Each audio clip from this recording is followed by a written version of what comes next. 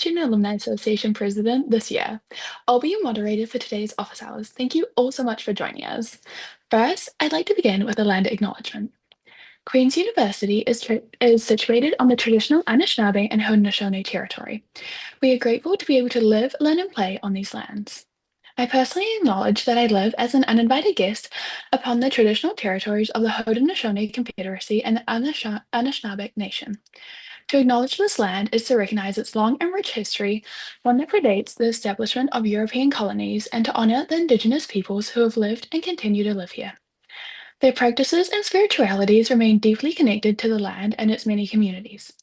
This territory is part of the Dish with One Spoon, One Palm Belt Covenant, an agreement between the Iroquois Confederacy and the Confederacy of the Ojibwe and allied nations to peaceably share and care for the resources around the Great Lakes.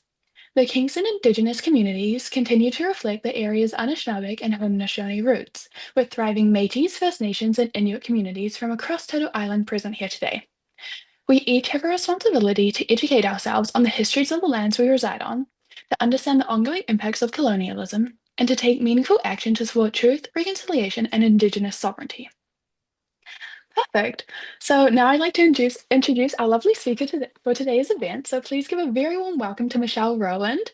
She's an Artsci 16 grad and is an urban planner with a Bachelor of Arts in Religious Studies and Global Development from Queen's University and a Master's of Planning from Toronto Metropolitan University. With extensive experience in development and policy management in both public and private sectors, Michelle's work aims to reimagine the built environment by managing complex, long-range planning strategies. Transforming cities to be more inclusive and resilient is Michelle's passion. In Ontario, Michelle has worked on long-term strategic planning that cross-sects all aspects of urban life. This includes future of multi-modal transportation in the Greater Golden Horseshoe area up to 2050, a long-term vision for industrial lands in Hamilton, and new policy framework supporting all ages and abilities in the new developments in Markham. Michelle is currently a planning policy officer working on the local plan for the City of London Corporation in England. Michelle's policy expertise includes office, active transportation, freight movement, and infrastructure. Michelle engages with stakeholders, researches best practices, and analyzes spatial trends in the GIS, and writes planning policy on the future of offices in the economic hub of the United Kingdom. Michelle works with the UK's Ministry of Housing, Communities and Local Government, testing new automation processes to improve the process of plan making, and with the Transport of London to plan for delivery of bicycle parking. As a policy manager, Michelle collaborates with development management planners, transportation planners, urban designers, accessibility planners, archaeologists, lawyers, data scientists, and communication professionals. Thank you so much all for joining us today. So for the format of today's session, we'll start with a moderated discussion based on a list of selected questions for about 25 minutes, and then we'll open it up to a Q&A from the audience. We'll aim to wrap up around 12:40 to 12:45. This is also a recorded event, but you won't be recorded unless you take yourself off mute to ask a question. So I'm really excited to dive into today's discussion, and I hope all of you are too. So without further ado, we can just get started and jump straight into it. So Michelle, could you describe your career path from your time at Queen's and how did you end up in urban planning following a degree in religious studies? So I have an undergraduate in religious studies, and there was one summer that I wanted to spend time in Kingston. And I thought, okay, what kind of summer job can I get with a religious studies degree? So I ended up working at an urban farm. So it was this decentralized urban farm where we had vegetable plots all over different places in Kingston, and we transported all the vegetables by bicycle. And it made me think about, okay, who gets to decide where food grows? Because we were growing mushrooms in someone's backyard and tomatoes in someone else's backyard, and made me think about who has access to food. So then that led me to taking a course in environmental policy where a guest speaker was brought in who was an alumni of Queen's and who was an urban planner. And I thought, okay, that sounds really interesting. I'm going to give that a go. And so that's what led me to kind of the field of urban planning. Thank you so much for that. So did you engage with anyone else in the urban planning field before jumping straight into it? Not really, but when I was undertaking my religious studies degree, I took a course on apocalyptic literature one semester, and then I wrote a paper where I compared second century Christian apocalyptic literature to Calgary's official plan. So I looked at different ways that they were both looking towards different types of apocalypses and writing policies or projections into the future. So I tried to weave as much planning as I could into my humanities degree, and it worked pretty well. Oh wow, that is such a cool course that you can take. I didn't even know about that. Was it scary to take that leap into like a completely different career path? Not really, because I feel like the ways in which, like my religious studies degree, so much of it was about thinking about communities of people, thinking about pe different types of religions, different types of ways that people gather in physical or non-physical spaces. And when you think about the transition from religious studies to urban planning, it's really just about people gathering either in spiritual communities or physical communities. So for me, it felt like a natural transition, but it's a hard pitch to lots of other people. Yeah, that's a really cool link that you made between the two. I didn't know how applicable they were to each other. Are there any skills that brought you into this career that have really helped you thrive from your background in religious studies? Definitely writing. So like writing is the biggest thing that I do now when I think about um, when I was writing papers and thesis projects in Queens, I was looking at, okay, how do I make arguments? How do I find the best evidence to support kind of arguments that I want to make? How do I make connections between different types of religious texts to kind of what was going on in current affairs and currently in Canadian society? And then I have to do a lot of that now where I write policy papers where I'd look at kind of trends of what's going on, connect it to research that I've done. So a lot of the research that kind of the research, the writing and the analysis piece that I comes out of a humanities degree and that really key bit of communication and being able to present and talk to people. And I think what's great about the religious studies degree is I learned about every single religion across like hundreds of years of time periods as well in terms of looking at the past, present, and future. And really that's what a good planner should do. We should be knowing about lots of different types of um, lots of different types of people, lots of different types of topics in the same way that I could tell you things about people who are Muslim, Buddhist, Christian, or Jewish. I could also talk about freight infrastructure and affordable housing. So it's that same way where you kind of have to be the jack of all trades, but not master of none. Yeah, thank you so much for that answer. So, were you involved in any student groups that really motivated you towards this, or did you collect any skills from partaking in specific student groups that have helped you in your current career? Two of the kind of student groups that I've really enjoyed participating in were the Queen's Model UN and Queen's Model Parliament. And so in both of those, in Model UN, I would stand up and, you write policy approaches that are fake but you make presentations about them. When in Model Parliament, the same thing, I stood up in Parliament and gave a speech about a maple syrup pipeline. And that kind of ability of collaborating with other people, writing down ideas and speaking and presenting. Like that's exactly what I do at Planning and Transport Committee when I speak up to a giant room of people who might not agree with me, or some things maybe I have to convince them that this is the approach that we should take. That's the kind of club that has the most sort of direct access there. Yeah, that's really great. You sound like a really like confident speaker. Do you have any like tips for people who were trying to develop their communication skills, or like how did you cultivate yours to be so well and to be confident in a room full of people? So the one thing that helped me really enhance my public speaking was I have to think about what's the worst possible realistic scenario and what's the worst possible unrealistic scenario. So if I bomb a presentation, the worst case unrealistic scenario is that I get fired from my job, I get banned from being a planner, I get completely ostracized by the entire profession and never work again. The worst case realistic scenario is it didn't go that well. I have to rejig it and try again. So reminding myself of what realistically could go wrong gives me the confidence to think, you know what, I'm not going to be completely disbarred from being a planner by one presentation not going that well. Like, thank you so much for that. I would definitely be taking on some of these tips. So, do you have any advice for people who are like scared to make mistakes when they first start out in your kind of career? Ooh, I think when I started out kind of being interested in planning and even in the same way of like taking a religious studies degree, it was something that people kind of thought, how are you going to get a job with that? That doesn't make sense. Why would you do that? But you know, I always try and do things that I'm interested in and things that spark my interest and my passion.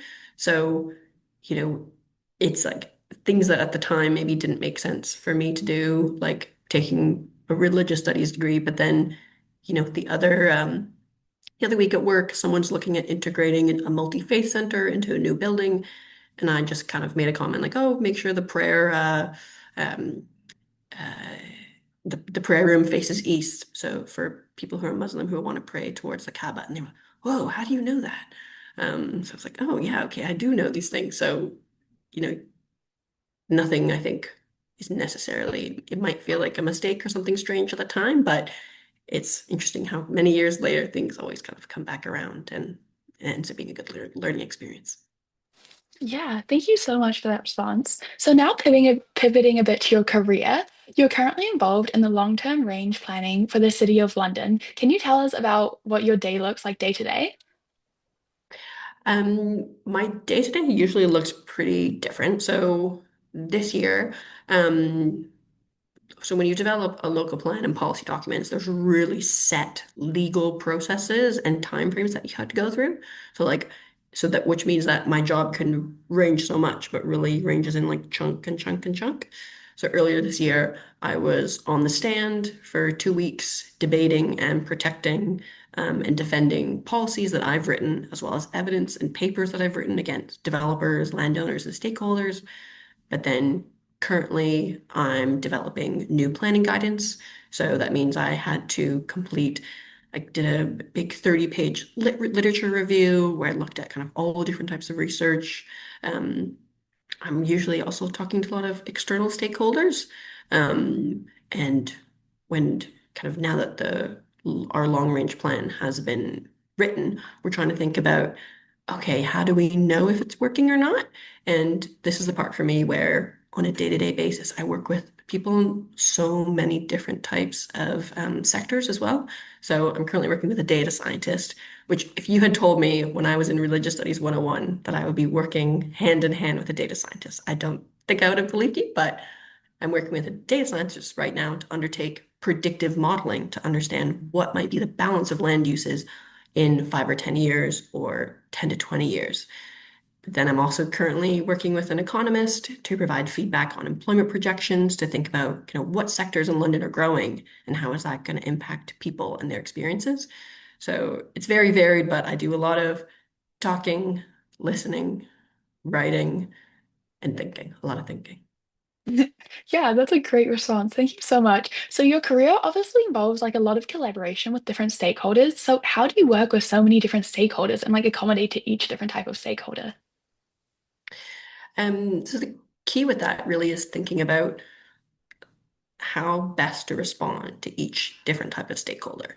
So, for example, the new planning guidance I'm working on right now, we're developing an approach where we're actually using one-on-one interviews with a particular group who we don't usually hear from. So I thought, you know what, instead of doing a survey where, I could reach, 1,000 people, but get kind of small amount of feedback, um, I can interview, oh, sorry.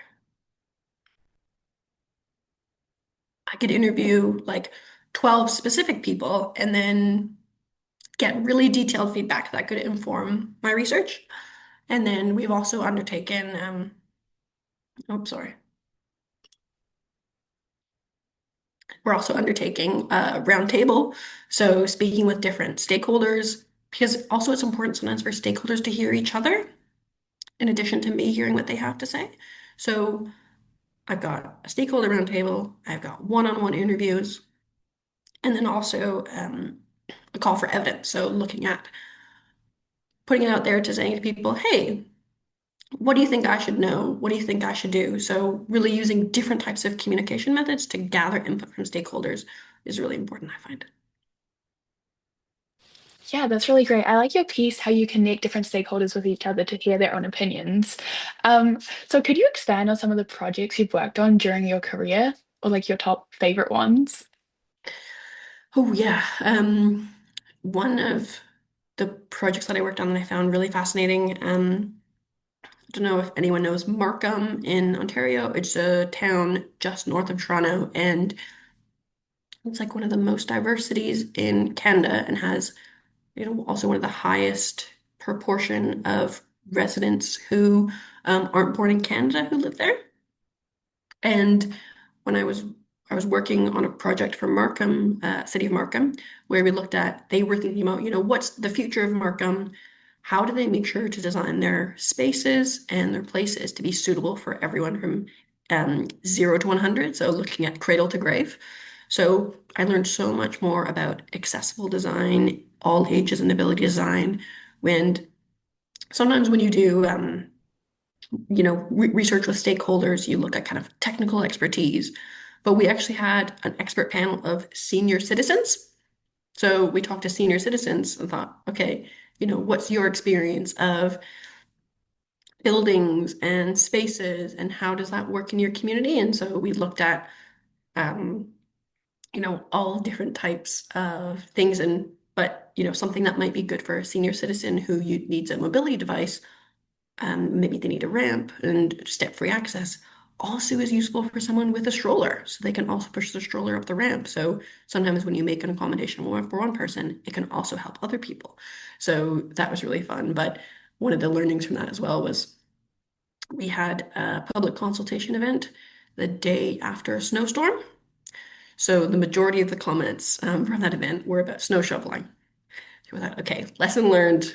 How can we plan the weather better so that we can get to improve our comments? But I don't control the weather yet. Yeah, that's such a great response and such a cool initiative that you did. So, do you have any top priorities, like personally, that you're passionate about that you like to incorporate into all your urban planning, whether that's like accessibility or like sustainability?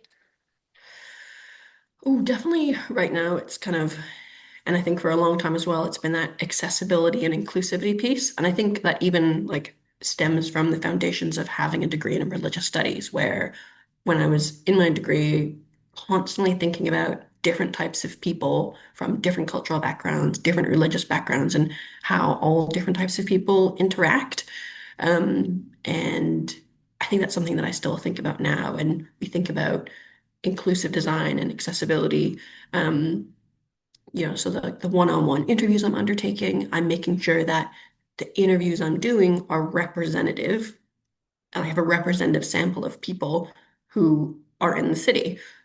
So important for me to be able to gather diverse perspectives from people. And I think I'm not officially, I'm just the policy planner, but we also have an access team, and they've incorporated me and kind of lots of their discussions because, my professional expertise on kind of all ages and ability design means that kind of from a policy perspective, I can also work with our architects who are experts on that because they've got the ideas about the kind of physical interventions, but then I can think about, okay, how does that work in policy? How do we have the right policy hooks to secure that? How do we write things in a way to get what we need to support an inclusive city? Thank you so much for that. So, having worked both in the UK and Canada, could you tell us some differences between the two? Ooh, I think so. I'm like Canadian. I grew up in Ottawa. English is my first language. Um, but in England they speak English and I speak English, but there's just some expressions. And Sam, maybe you find this since you're from New Zealand, but there's some expressions that 100%. right, and there's like some expressions that take getting used to. Like, and I think in my first week, one of the colleagues I was working with, who was um, an older man, and he kept talking about his diary, and he was going to need to check his diary and all these things about his diary. And when I think of a diary, I think of the diary I had when I was 10 years old, which is pink and fluffy. But he actually meant his calendar. I was like, oh, your calendar. You're not checking your diary to tell me your personal thoughts. You're checking your calendar to see when you're available. So that was one. And then sometimes when I use um, like baseball expressions, I'll say, "Oh yeah, that's a home run." They're very confused. Like they'd much rather a cricket reference, like hitting a six. But like I'm not gonna know that. So sometimes there's those weird communication barriers where I think even my boss has asked me to create a chart for him before, but I've made him a graph because the words in English and British English are different. So there's sometimes some miscommunications, but um, relatively speaking, being a good writer and a good communicator in whatever language you can always wins out, I find. Yeah, thank you so much for talking about that. So, was it scary to make the move to England from like Canada, not knowing the culture or anything about it? It was scary, yeah, but I think the first time I ever left home is when I moved from Ottawa to Kingston to go to Queens. And when I went out to Queens, I only had one other person from my high school who was going there. So I only had one friend going into Queens. And there was the same thing when I moved to England. I only had one friend when I started. Um, but I think in the same way, like when I started at Queens, I joined clubs, I put myself out there, I tried new things. And then here, the same thing. I put myself out there, I learned trying to think about, what are the types of British culture that I can try and immerse myself in. Like I learned how to row, so I know how to do that now. It's just about experiencing and putting yourself out there. And I feel like the growth that you feel when you're at Queens can feel very similar when you've moved across the world to a different place.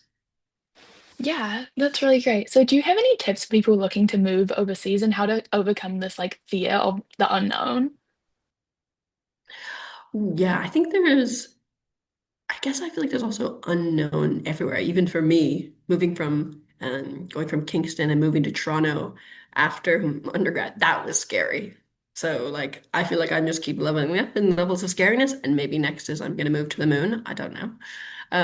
But I think it's about how do you, I mean, for me, it was about preparing myself in the right ways. So like even with my resume, I try to look up my resume and think, okay, these are Canadianisms. They're not going to know what Bill 108 means of the Ontario Planning Act.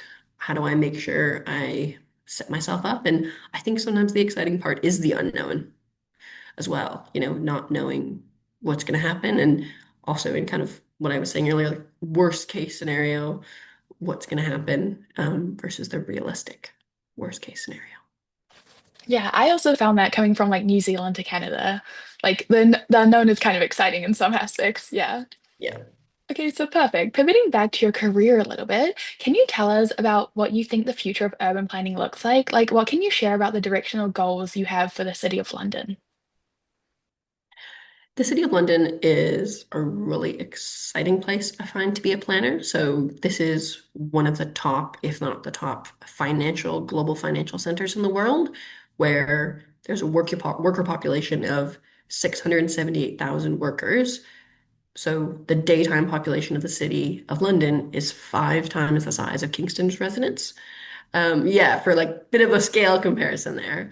And I think the City of London was predominantly office buildings. It was a financial center, but it's opening up and becoming more mixed use. So it's creating more of a destination on weekends. Um, only really used to be that 9 to 5 Monday and Friday, but it's about how do we make all around destinations to make the cities used as much as possible, and how do we create these places that are inclusive for everyone? So thinking about how do we secure free to use spaces because sometimes it feels like everything is really expensive, and in England, there's kind of always talk about the cost of living crisis. So, how do we create cities that are accessible for everyone to go into? So, one of the things that we secure a lot of are roof terraces on top of buildings. So, instead of the top floor of a building being for a penthouse and for business meetings, it actually becomes the roof terrace, bringing the public to the top, and it's completely free. So it gives everyone a chance to have every person from every walk of life to have the chance to view London in the same way that the CEOs view London. So it's about kind of thinking about sort of that kind of future of London and also how does London and also and kind of how do we plan for also the kind of flood risk for the future, that's kind of climate resilience and sustainability challenges that are coming forward. The Thames in London is going to rise by a few centimeters, up to 2100. So, how do we think about the future of flood risk infrastructure, and how do we also do things in good infrastructure that does the job of protecting places, also looks nice. Yeah, thank you so much for that. I only ever thought about like accessibility in like a physical sense, not actually the financial accessibility that you also have to consider in your career. So that's Yeah. really fascinating. Thank you for that. So what trends or innovations are you most excited for about the planning in like urban planning in the future of urban planning then? Ooh. I mean, right now, like, I don't know. Even when I started my career about 7 years ago, I wouldn't necessarily have anticipated that I would work with software engineers and data scientists. But like every other sector, I'm sure tech is really changing the face of it. So even for me, when I think about not necessarily even just my job, but even thinking about how um, so when I'm planning for new office floor space in the City of London, we look on a different sector base. And so one of the sectors that is very prominent in the City of London is the legal sector. But there's been reports that will AI change the use of, you know, work that happens in law firms, meaning that they'll have less junior staff that's needed. And so if less junior staff are needed in law firms, does that mean that they need less office floor space? And does that mean that they need less desks? They're employing less people. Does their size shrink? How does that impact office floor space? How does that not impact the tracking of my job of making sure that enough office floor space is being delivered for this financial center? So thinking about the kind of tech and innovation side. That's so cool how we're moving to more of like a cross collaboration between different careers in the future, which is cool. Yeah. So how can people like us contribute to a more sustainable futures of cities? So when you think about your neighborhoods and when you think about the neighborhood you grew up in or the neighborhoods you live in now, I think for me, going to Queens was such a change of being thinking, oh wow. And I remember, I think when I was going to Queens, if you were living further than a 10-minute walk from campus, like that was a huge problem. That was like nobody wanted to live north of Princess. That was way too far. So going to Queens and changed a lot of kind of spatially how I thought about cities and places where I live. So I think, if there's anything that you're passionate about your community, if you want more bike lanes, if you want more, independent shops, if you want places or more bars that are open late, or if there's things that you want, um, one of the best ways to do that is also just emailing and getting in contact with your local counselor. They have to listen to you. They probably, most of the people who speak to them are kind of a typical demographic of more middle-aged or retired people. That's kind of statistically people are most likely to engage with counselors. But you also have um, your a voice which you're also able to use and talk about. And for me, even in my professional world, sometimes when something's coming in my community, I think, "Ooh, how do I think about this? How do I make sure that I can have my voice and use it well?" Yeah, thank you so much for that. I always forget, like, as a student, that we also have a voice and we also have a say in, like, the Kingston community. So Totally. that's really good. So now I think that concludes the majority of our discussion. So we can move into the Q&A. So if anyone has any questions, feel free to message that to Jesse or put in the chat. I think we already have two in the chat, so I can just go ahead and ask those. So being a big tourist destination, making things more challenging, does being a big tourist destination make things more challenging for planning when it's also like an economic hub? Is a question from the chat. Oh, it I wouldn't say it makes it more challenging. I think there's the one of the things, so the City of London has 9.44 million square meters of office floor space. That's the predominant use, and 670,000 workers and millions of visitors every day. But the kind of things that make a location good for offices also make it good for hotels, good for cultural uses. And one of the things that is important for the city right now is when new office buildings come forward, in order to make them more mixed use, um, they actually use in Canada or in Ontario, it's called community benefits. So we'll look to take portion of community benefits and a portion of physical space or financial contributions from developers where they'll put in a new museum or a new cultural space. So the because of the kind of high land values in the City of London, we're able to get contributions that support tourists and destinations even further. And things that you might want as a kind of tour, there's the kind of leisure tourist, but also like even just the business visitor side. The business visitors and leisure visitors, both want a hotel. The City of London is very well connected to, it's a direct connection to every single airport in London, so it makes it a really great destination for everyone to visit. Yeah, thank you so much for that. So another question from the chat is, have the shift from remote and hybrid work really impacted the long-term planning of the cities? Yeah, it has. And the City of London as being a huge center for where people work, we've been really conscious about that. And so in 2022, originally we were going to kind of, we were thinking about finishing the plan and submitting it off. But then because of the shifts in how people were working, we commissioned a new evidence base where we looked at three different ways that growth in office floor space and um, how changes in working patterns will influence how space is used. So if you think about kind of um, people typically in most places in London, Paris, uh, Toronto, New York, Sydney, Singapore, typically go into the office 3 days a week as the standard. And so people who take up, but everyone likes to be in the office at the same time, right? Like everyone likes to hang out with their friends at the same time. They like to socialize at the same time. So what ends up happening is that even if people are in 3 days a week as compared to five, they're still all wanting to come in on the same day. So you actually still need the same amount of space.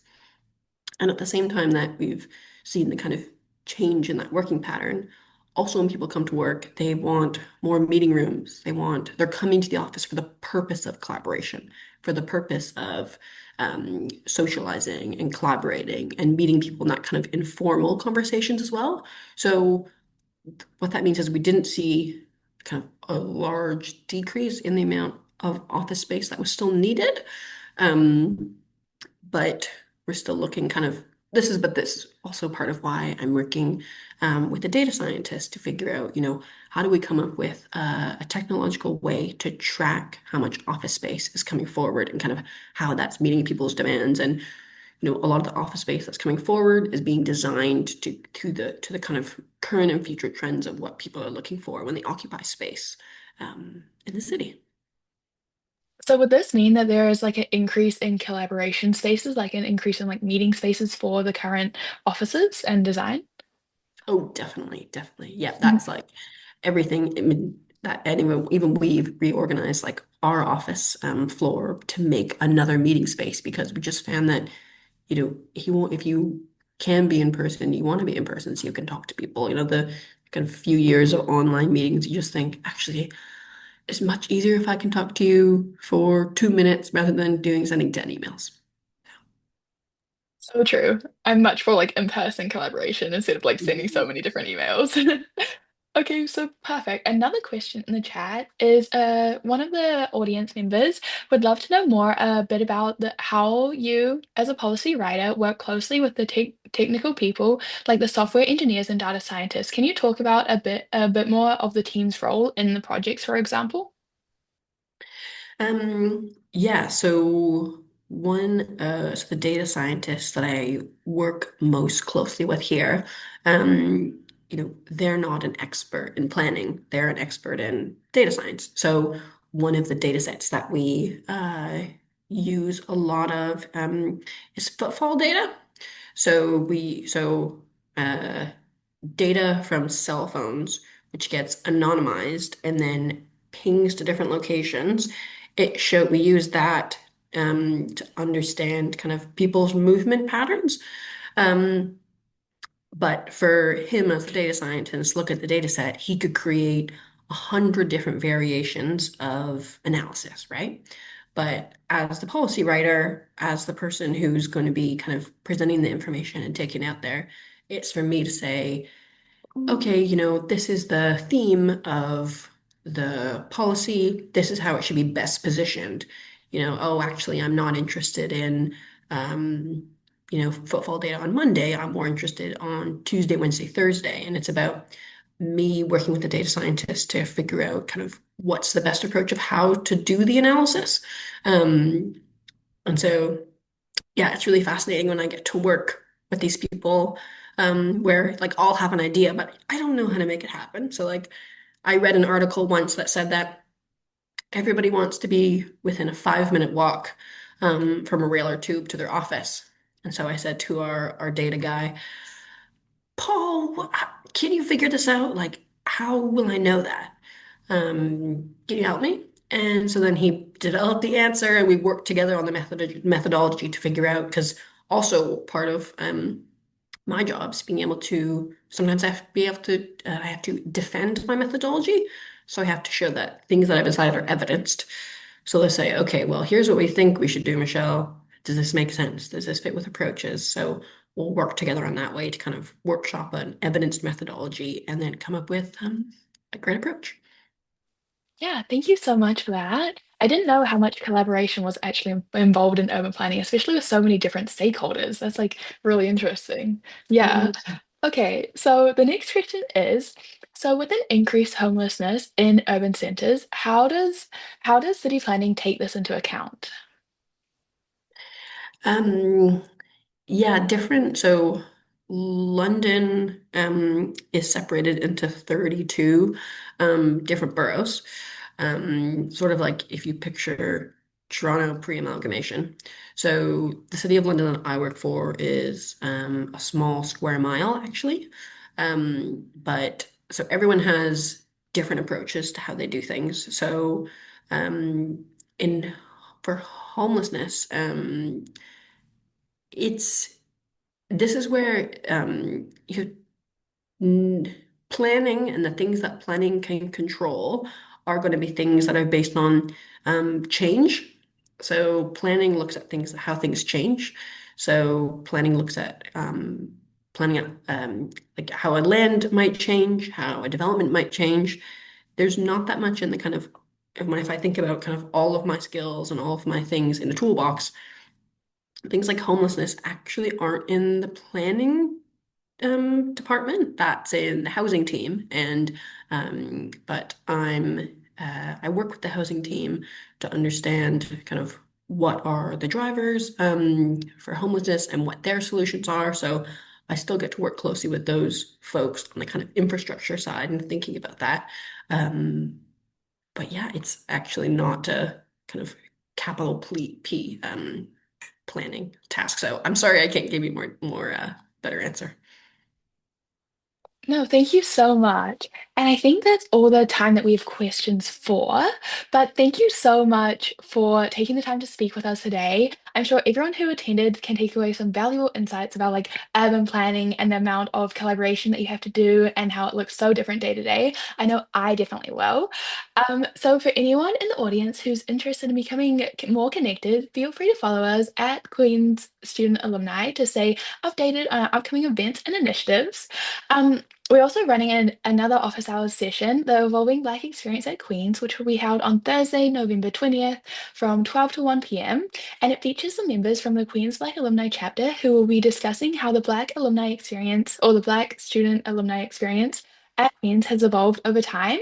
It's going to be such an exciting session, so be sure to check it out if you're interested or let your peers know as well. Thank you everyone again for joining today, and a big thank you once more to Michelle for sharing your experiences and your time with us today. So thank you, everyone. Awesome. Thanks so much for having me. Yeah, see you Thank you, guys. later. Bye. Bye.